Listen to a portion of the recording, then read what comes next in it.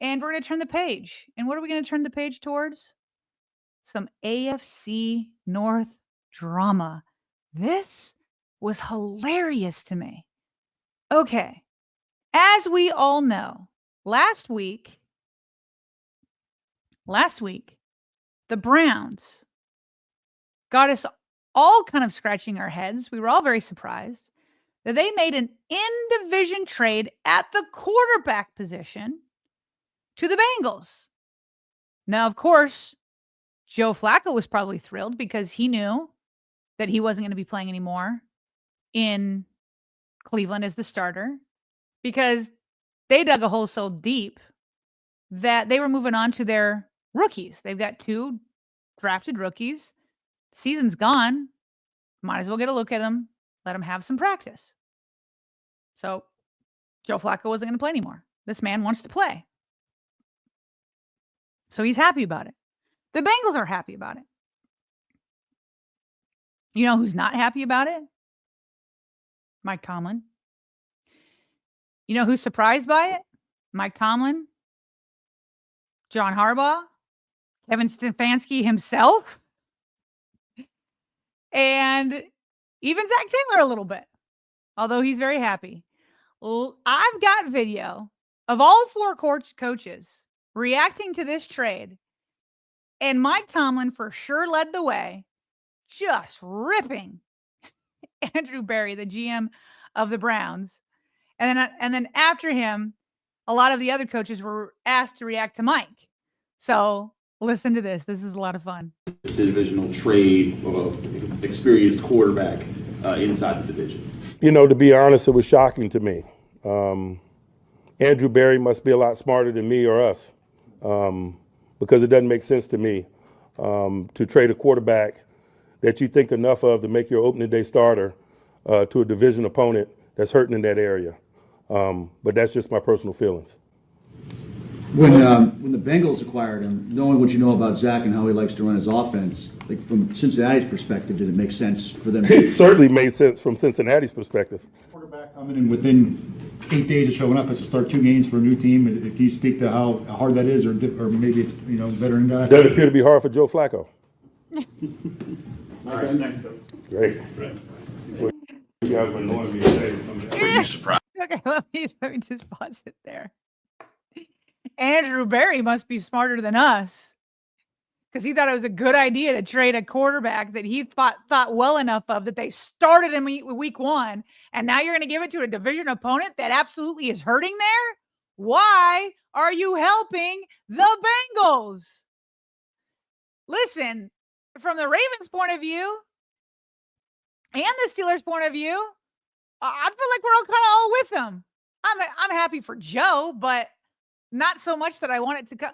Like, is Joe going to breathe new life into the Bengals like he did for the Browns a few years ago? I mean, they didn't win the game that he just played in last week, which we'll talk about in just a minute. But, like, I also think, though, that Mike Tomlin's, like, extra salty, just pouring on the salt a little bit, because he has to play the Bengals in 2 days. A little more than 48 hours away, Thursday night football. He's like, dude, what are you doing? Let us have Browning, Jake Browning. Now, I'll be honest. I hope that Joe Flacco does help them upset the Bengals. I mean, the Steelers. We've got to knock them down somehow. If Joe can do that, that's great. It's not great that the Bengals would get a win, but let's just have AFC North eat each other, except for the Ravens, of course. The Ravens need to do the eating and not get eaten. So anyway, that's Mike Tomlin ripping him. So then, of course, they go over to Zack Taylor, head coach of the Cincinnati Bengals, and tell him what Mike Tomlin just said. Here's his response. That a team in division was willing to help you. So I was happy.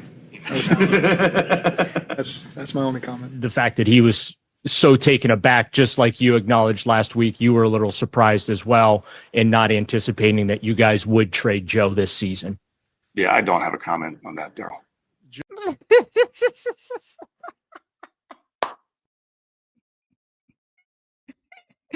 Why do I find this whole thing so funny?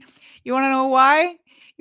Because last week He didn't seem so happy with his own GM. Here's his response last week when he found out about it. Trade took us by surprise. That was not something that we saw coming. They called us, and it happened very fast and happened not too long. Yeah. Okay. So, okay, let's just finish out with John, and then we'll break this all down. Oh my gosh, Andrew Berry's just ticking everybody off. Literally everybody except for Taylor. Okay, so then the media asked John Harbaugh because they told him what Mike Tomlin said too. Did that resonate with you? Do you have any issue with maybe making interdivision trade at a position like quarterback?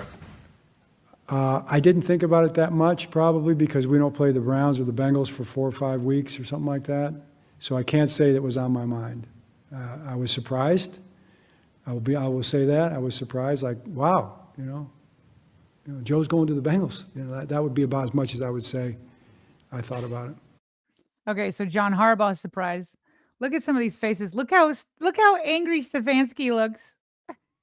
Yeah, I'm not going to comment on that. What can he say? I don't think he liked the trade. What can he say? Look over here. Look how upset Mike Tomlin is. He's not happy. And then look at the face on Zack Taylor. Let's get over to him. Where's Zack? Look at Zack. Look at him smile. Look at him. He's so happy. He can't believe the Browns gave him that. He cannot believe the Browns gave him Joe Flacco. He can't believe it. He knows he got away with something. That's like a player who flops. It's like a player who flops and he gets the referee to call it. And he's like, gotcha. I got you. I got away with one. He knows he got away with one. And everybody else in the AFC North knows it too. Stefanski knows it. John Harbaugh knows it. Mike Tomlin knows it. And he's salty. He is salty. Okay, so now we have this AFC North battle that I'm for sure going to be tuning into on Thursday night. And we've got the battle of the 40-plus-year-old quarterbacks, Aaron Rodgers and Joe Flacco. The combined longevity between these two quarterbacks, their combined age is 81 years old. The combined career touchdowns for these guys, 770. Combined yards, 110,250. These two guys have played a lot of football. And let's see here. Joe Flacco, after a couple days of practice, not even a full week, he goes in and plays for the Bengals against the Green Bay Packers last week. And the first half was pretty bad. But the second half was a lot better. And his overall numbers, after just joining the team, 29 of 45, which is a 64.4 completion percentage. And by the way, it helps that his receivers are Jamar Chase and Higgins. It's not too hard to. I imagine it's not too hard to adjust to them. He had 219 yards, 2 touchdowns to 0 interceptions. Okay, so in Cincinnati, they were actually encouraged by this. You can see this headline up on the screen that says, Joe Flacco has promising debut in Bengals stripes. That's from a story out of Cincinnati. And again, they were bad in the first half. They went into the locker room at halftime down 10-0. And no, they didn't come from behind and win it behind Joe Flacco. However, because the final score was 27-18, but they had 0 points in the first half, 18 in the second. They did more. This is what the article says. Yes, the Bengals did lose by a score of 27-18, but Flacco and the Bengals offense did more in 2 quarters than Jake Browning did with them in 3 games. After only picking up 3 measly first downs in the first half, the Bengals not only scored 18 points in the second half, but they also had 18 first downs. Flacco was able to move the ball through the air, connecting with Jamar Chase, T. Higgins, and 6 other receivers.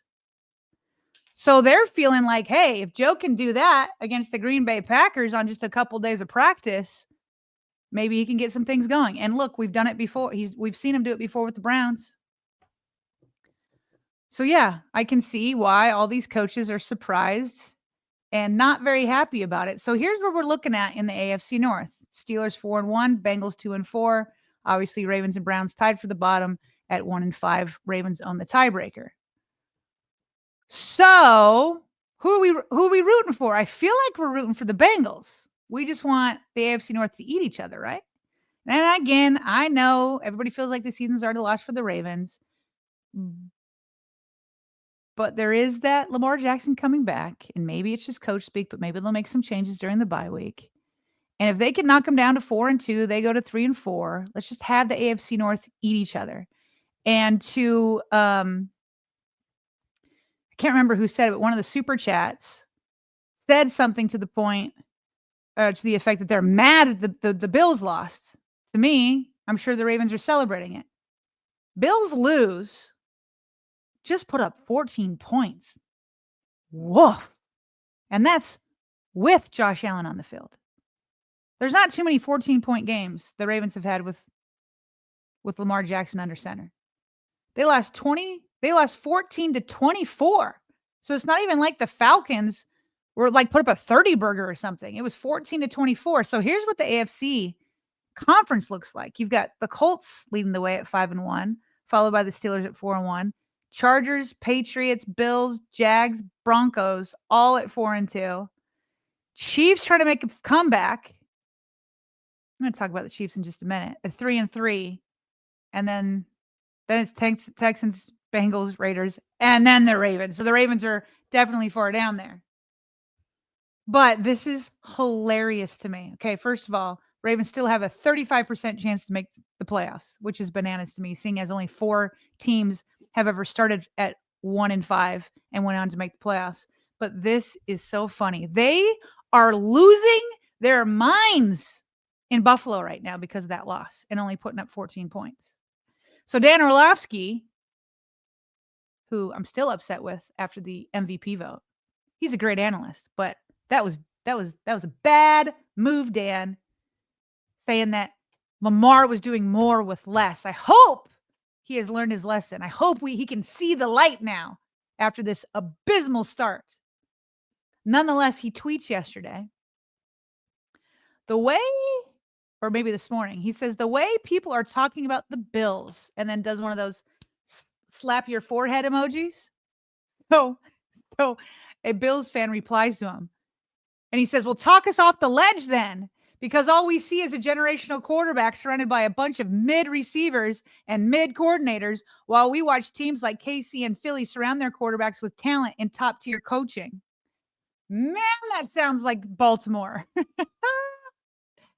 Except it sounds like Baltimore from like 2019 to 22?